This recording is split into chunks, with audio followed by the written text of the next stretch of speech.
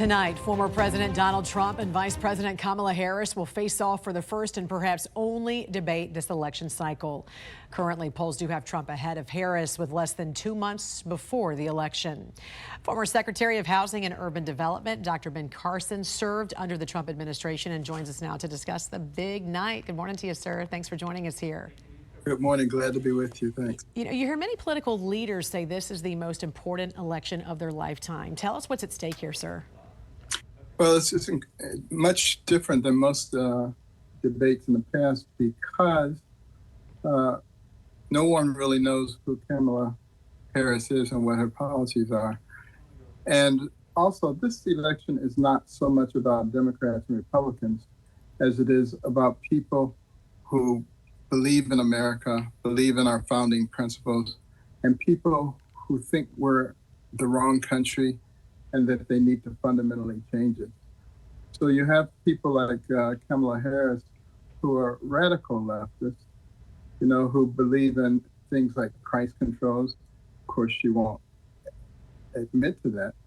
But all you have to do is look at regimes of people like Stalin and Maduro and Castro to see what those do to an economy.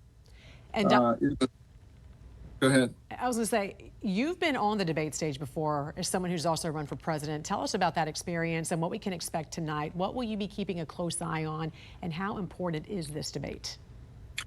Well, you will see each of the candidates trying to get under the other one's skin and create some havoc and cause them to react in an emotional way.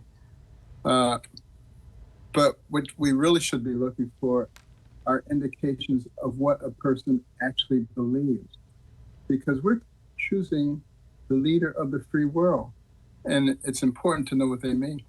Now, with the case of Kamala Harris, she stayed away from the media. You have to ask yourself, why would she do that? Because her base, her leftist base, you'll notice that they're not mad at her for changing all of her opinions. That's because they know she hasn't really changed them. You know, she said, my values are the same. What Trump will need to do is bring out what those values are. Why is it that she believes that the government is the solution to everything? Why is there no trust in the people? Trump, on the other hand, will be coming out with probably some new and interesting ideals, like decreasing the tax rate for manufacturers who manufacture in this country. Those are the kinds of things that bring jobs back, that really boost an economy. He'll be talking about expanding opportunity zones, things that raise the economy for everybody, not just for a specific few. And you served as HUD Secretary. Harris has talked about making housing more affordable, but many economists have blasted her proposals like a rent cap. I know you mentioned price controls there because, as we know, price controls can impact the supply by discouraging new builds when it comes to the housing market. What's your thoughts on this? Well, first of all, recognize that there aren't a lot of houses out there on the market. There's a real problem because a lot of people have 3 and 4% mortgages. They're not going to trade that for a 7% mortgage. So, you know, the movement that we normally have in people moving up and up and up has pretty much been stifled. And, her proposal for $25,000 down payment assistance for new home buyers, in a market like the one that I just described, everybody's going for the few houses that are there. All that does is raises the price of the property by $25,000. Basically what we have here is someone who really does not understand the economy, doesn't understand what people are going through, and somebody who has lived it, who has worked it, who has created jobs. I've seen his interactions with, average citizens. He's very concerned about them, the people that work for him. He knows their names. He knows who their families are. This is a very different setting.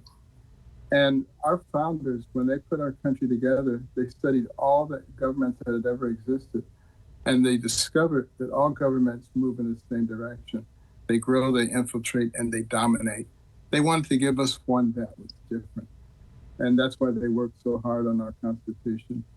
but they realized that we were in danger. And that's why Benjamin Franklin said when he came out of Constitution Hall in 1787, he was asked, what do we have here, monarchy or republic? He said, a republic if you can keep it. And he knew that those pressures would be there. Those pressures are there now more than ever. And the distinction that has to be made between these two candidates is huge. And hopefully the people can recognize that and decide which kind of country they want to have.